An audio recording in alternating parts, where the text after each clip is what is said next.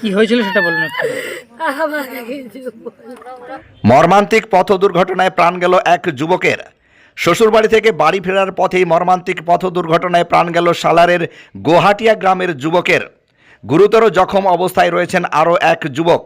মৃত্যু যুবকের নাম রমেশ মাঝি, জখম যুবকের নাম সৌরভ মাঝি, বাড়ি মুর্শিদাবাদ জেলা সালার থানার গোহাটি গ্রামে। জানা যায় রমেশ মাঝি ও সৌরভ মাঝি দুজনেই সম্পর্কে কাকায়তো ভাই। পরিবার সূত্রে জানা যায় বুধবার সকাল নাগাদ রমেশ মাঝি তার কাকায়তো ভাইকে নিয়ে কাজের সূত্রে পূর্ব বর্ধমান জেলার কেতুগ্রাম থানার জ্ঞানদাস কান্দারা গ্রামের শ্বশুরবাড়ি গিয়েছিলেন।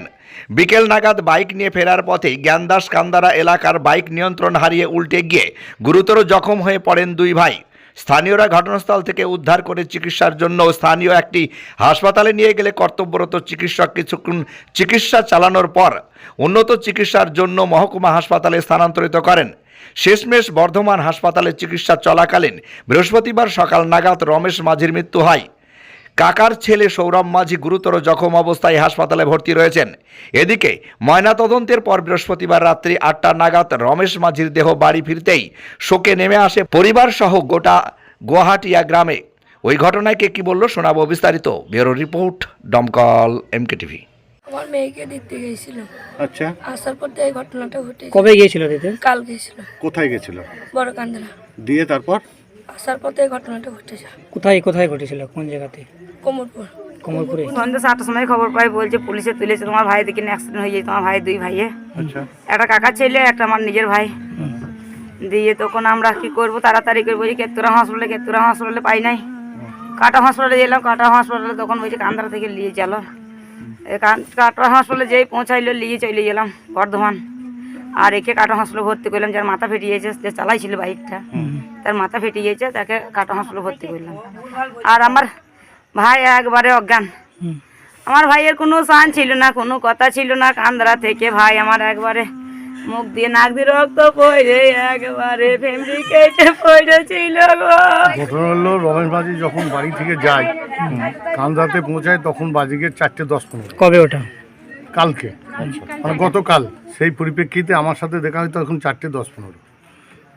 যে আমার বাড়িতে যাই, গিয়েও থাকার পর কিছু গল্প গুজব কথাবার্তা বলার পর আনুমানিক ও বাড়ি থেকে ওখান থেকে বেরিয়ে আসে 5:45-6টা। বেরিয়ে আসার পরিপ্রেক্ষিতে ও কান্দার যেটা পার হাউস আছে, পার হয়েছে 100 মিটার আগে। 100 মিটার আগে বাঁ দিকে একটা খাল ছিল, চালাচ্ছিল সুমন মাঝি, আর পেছনে বসেছিল রমেশ মাঝি। রমেশ মাঝি হচ্ছে ওখানকার জামাই কান্দার, ওনার বাড়ি হচ্ছে গুলাটিয়া। সেই পরিপ্রেক্ষিতে ওনারা দুজনে আসছিল। আসার পরিপ্রেক্ষিতে ওরা দুজনাতেই বলতে পারছে না গাড়িটা হয়েছে কি, আমার মনে হয় ডিস ব্রেক ছিল, মেরেছে, বাঁয়ে পড়েছে। গাড়িটা কিন্তু জলে পড়েনি। আচ্ছা, গাড়িটা জলের কাছাকাছি পড়ে ওরা দুজনা কিন্তু জলে পড়ে গেছে। আচ্ছা, পড়ার পরিপ্রেক্ষিতে আমাকে ফোন করার পরে তখন ওরা কান্দা হসপিটালে নিয়ে যায়। নিয়ে গিয়ে দেখছি সমস্ত কিছু ভিজে গেছে, ওইসব জামা কাপড় ছাড়ানো হয়েছে, কান্দা হসপিটালে কম্বলটা জড়ানো হয়েছে। আমার সাথে রমেশ মাঝি বা সুমনের মিনিট 10-15 কথা হয়েছে। আচ্ছা, কি হয়েছে কি না হয়েছে কি লেগেছে, ও খালি আমাকে বললো যে ঘটনা হলো যে সুমন বলছে যে আমার মাথায় লাগছে, কারণ মাথাটা ওর ইনজুরি হয়েছে, মানে পেটে গেছে, তখন ব্যান্ডেজ হয়ে গেছে। দ্বিতীয় কথা হচ্ছে রমেশের কিন্তু গোটা শরীরে কিছু হয়নি। আচ্ছা, জামা টামা খুলেছে, খোলার পর ও বসেছিল, রমেশ সুমনও বসেছিল। জানলাম তাহলে তোমার কি তুললো, আমার এমন কিছু হয়নি, কোনো অসুবিধা কিছু নাই। সেই পরিপ্রেক্ষিতে ডাক্তারবাবুরা বললো যে কাটোয়া হসপিটালে নিয়ে যান। যে ডাক্তাররা দুটো টিকিট করে দেওয়ার পরিপ্রেক্ষিতে কাটোয়া হসপিটালে যখন গাড়িতে তুলতে যাই তখন একটু বমি ভাব বা বমি করতে লাগলো আর কি। যে সঙ্গে সঙ্গে গাড়িওয়ালাকে বলা হলো যে তুমি নিয়ে গিয়ে কাটোয়া হসপিটালে ভর্তি করার পরিপ্রেক্ষিতে যা বলবে সে মতো করা যাবে। এবার আমি যাইনি, গাড়িতে তুলে দেওয়া হয়েছে। তুলে দেওয়ার পরিপ্রেক্ষিতে কাটোয়া হসপিটালে ভর্তি করার আগেই ড্রাইভার বলছে, গাড়ি ড্রাইভার যে ভর্তি করার আগেই মুখ দিয়ে নাক দিয়ে রক্ত ব্লিডিং হতে লাগলো। তখন ডাক্তাররা সঙ্গে সঙ্গে বললো যে পেশেন্ট এখানে ভর্তি হবে না, আমরা ভর্তি লিখে দিচ্ছি, আপনারা বর্ধমান নিয়ে চলে যান।